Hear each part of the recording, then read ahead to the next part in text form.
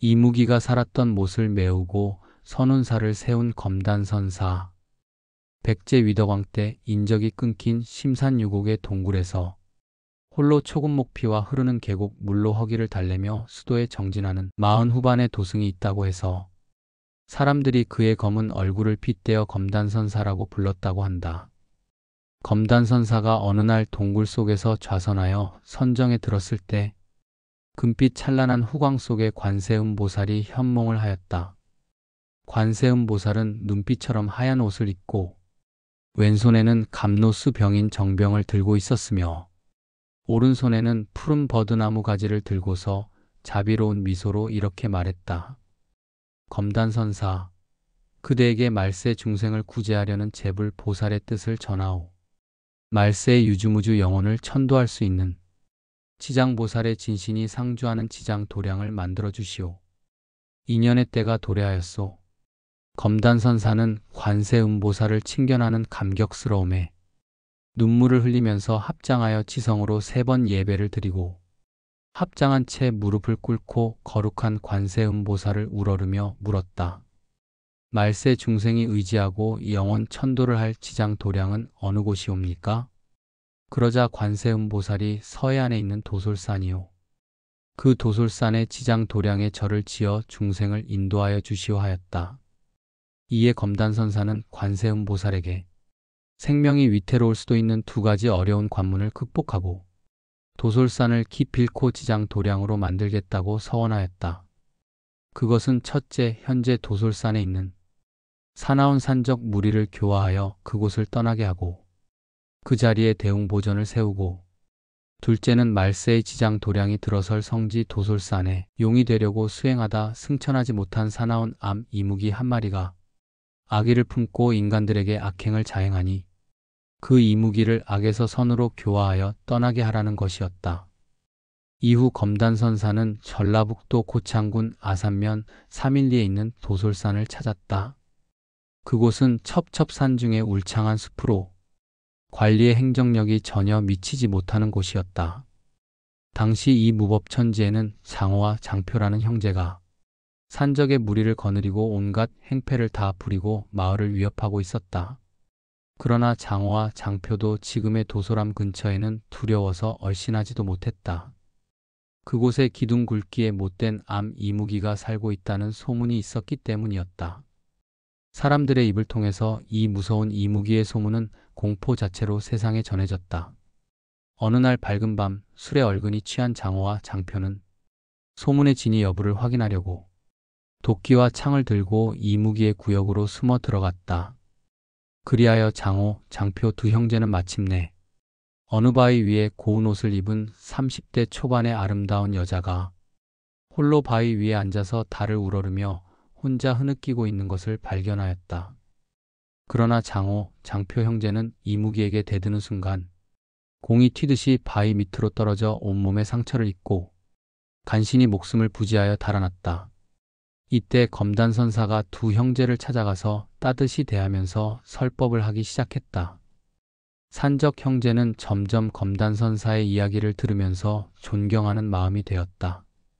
그러나 자기들이 터를 이루고 있는 자리에 사찰을 짓겠다는 말에는 눈을 부라리고 도끼와 창을 무섭게 휘둘러 보이면서 떠나갔다. 그 무렵 서해안에서는 기이한 일이 벌어지고 있었다. 이글거리는 태양이 잔잔한 서해를 황금빛으로 물들이고 뉘엿뉘엿 수평선 너머로 기울고 있는 어느 날 석양 갯벌을 파헤치며 조개를 줍고 있는 아낙네들은 서서히 다가오고 있는 배 같은 물체를 발견하고 가까이 접근해 갔다. 그것은 기이하게도 생전 처음 보는 돌로 만든 배였다. 그런데 사람들이 배 가까이 가면 배는 사람들을 피하듯 바다로 물러가고 사람들이 뒤로 물러서면 다시 해변 가까이 다가왔다. 이 소문을 들은 산적들과 동굴 속의 검단선사가 돌배가 있는 곳으로 가보았다. 아니나 다를까 돌배는 여전히 사람을 기피하듯 피하여 물 위에 떠 있을 뿐이었다. 괴이한 돌배를 본 검단선사는 관세음보살의 명호를 간절히 부르면서 돌배를 향해 갯벌로 들어갔다. 그러자 사람들을 피한다는 돌배가 검단선사를 향해 다가오는 것이었다. 배에는 사람은 없고 단정한 모습의 금빛 지장보살상이 실려 있을 뿐이었다. 검단선사는 지장상을 향해 큰 절을 올리고 좌정하여 관세음보살에게 지장상이 온 뜻을 알기 위해 관세음보살의 명호를 부르는 기도를 시작하였다. 그러자 검단선사의 눈앞에 비몽사몽간에 관세음보살이 호련히 나타나서 검단선사는 들으시오. 돌배의 지장보살상은 말세의 지장 도량을 위해 서천서역국으로부터 모셔온 것이오. 하루속히 도솔산에 봉안하도록 하시오라고 하였다. 이에 검단선사는 소리쳐서 산적들과 갯마을 사람들을 불러 힘을 합쳐 지장보살상을 육지에 옮겼다. 지장보살상을 옮기자 돌배는 사명을 다한 듯 스스로 물러서더니 서해로 사라졌다. 2일 이후 산적 형제는 검단선사의 신통력에 도끼와 창을 버리고 그동안의 무례를 참회하면서 사죄하고 재생의 길을 물었다. 검단선사는 껄껄 웃으며 중생이 마음 한번 바꾸면 부처도 되는 법이라네. 여러분이 양민으로 일하며 살 수 있는 터전을 보아두었지. 내가 여러분에게 호구지책으로 소금 굽는 방법을 가르쳐드리겠네. 다시는 죄를 짓지 마시게. 여러분이 지은 죄는 인과의 업보가 되어 세세생생 피할 수 없는 것이라네. 과거를 뉘우치고 소금 굽는 것을 생업으로 삼아 여생을 살면서 세상의 착한 일로 보온하게라고 하였다. 마침내 검단선사는 산적 모두를 지금의 전라북도 고창군 아산면 312 삼인골에서 고창군 심원면의 바닷가 마을로 집단 이주시키고 소금 굽는 방법을 가르쳤다. 그리하여 산적들은 마침내 소금 굽는 양민이 되었고 그때 양민이 된 사람들은 검단선사의 자비의 은혜를 기리는 마음에서 마을 이름을 검달리라고 명명하였다. 그들은 해마다 소금을 거두는 철이면 검단선사에게 보온하는 마음으로 선운사에 무상보시를 하였고 그 불문율은 수백 년간 지켜져 전해왔다. 검단선사는 두 번째 관문인 지금의 도솔암 근처에 살고 있는 이무기를 찾아 나섰다. 이무기는 무서운 도가로 검단선사를 한 입에 삼키려고 달려들었다. 그러자 검단선사는 바위에 정저한 뒤 합장을 하고서 관세음보살의 위실력이 담긴 옴대세대야 도미니 도대 삿다야 흠바딱 하는 보검수 진언을 큰 소리로 외웠다. 진언의 소리가 끝나기도 전에 하늘에서 우주를 지키는 8만 4천의 신장을 지휘하는 수신장이요 보살인 동진보살이 금빛 갑옷을 입고 보검을 들고 무수한 신장들과 함께 나타났다. 신장들은 동진보살의 지휘로 순식간에 이무기를 겹겹이 포위하였다. 이무기의 주술은 허무하게 깨져버렸다.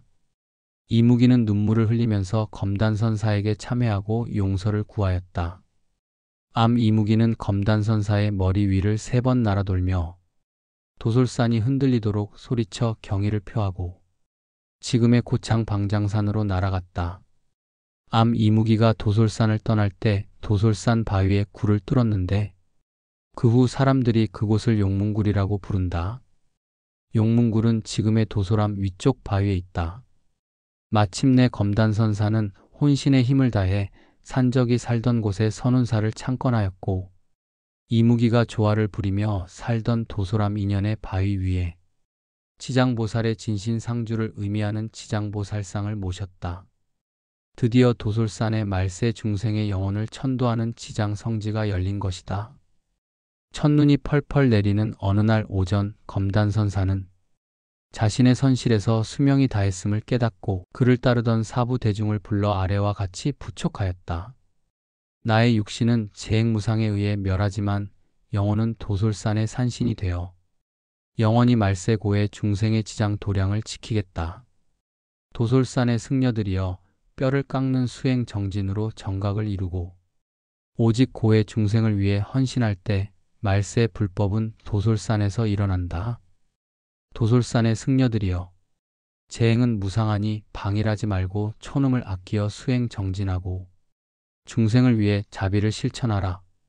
그러고는 자신을 애도하는 열반종 소리를 들으면서 호흡을 끊어 대정멸의 세계로 들어갔다.